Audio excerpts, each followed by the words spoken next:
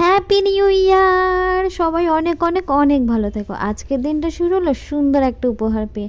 আমার যে স্টুডেন্ট আমার জন্য সুন্দর দুটো কার্ড করে এনেছে। মিনিটের জন্য হলেও সেই ছোটবেলার স্কুলে সবাই সবাইকে গ্রিটিংস কার্ড দিতাম, সেই কথাগুলোই মনে পড়ে গেল। বেলা 3-4 বাজতেই আমি আর আমার মা বেরিয়ে পড়লাম মাসিমণিদের বাড়ি যাওয়ার উদ্দেশ্যে। সেখানে গিয়ে দেখি দুটো কিউট গিফট আমার জন্য অপেক্ষা করে রয়েছে। আমার বোন আমার জন্য গিফট কিনে রেখেছে। থ্যাংক ইউ বোনু, ভীষণ সুন্দর হয়েছে। পৌঁছে গিয়ে বোনের সাথে একটু গল্প করলাম আর বঙ্গাইয়ের ভিডিও দেখলাম। জানো আজকে কি হয়েছে? যাওয়ার সময় সিপিতে দেখছি বইমেলা হচ্ছে। বুনুকে বলতেই বুনু বলল চল। জানো সবাই ওখানে গেলাম, গিয়ে দেখছি বইমেলাটাই বন্ধ। যাই হোক, মেলা তো আর দেখা হলো না, বড় একটা লাইট খেয়ে চলে গেলাম শপিং মলে। আমার কিছু উইন্টার ক্রিম নেওয়ার ছিল, সেগুলোই নিয়ে নিলাম। জানো আজকে শপিং মলে কি হয়েছে?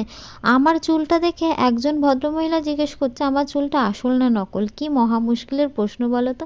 আমি একটু মুচকে এসে ওখান থেকে বেরিয়ে পড়লাম। সত্যি এই চুলটা নিয়ে যে আমাকে কত রকমের কত কমেন্ট শুনতে হয়েছে কি আর বলবো। তোমাদের সাথে এরকমটা কখনো হয়েছে? অবশ্যই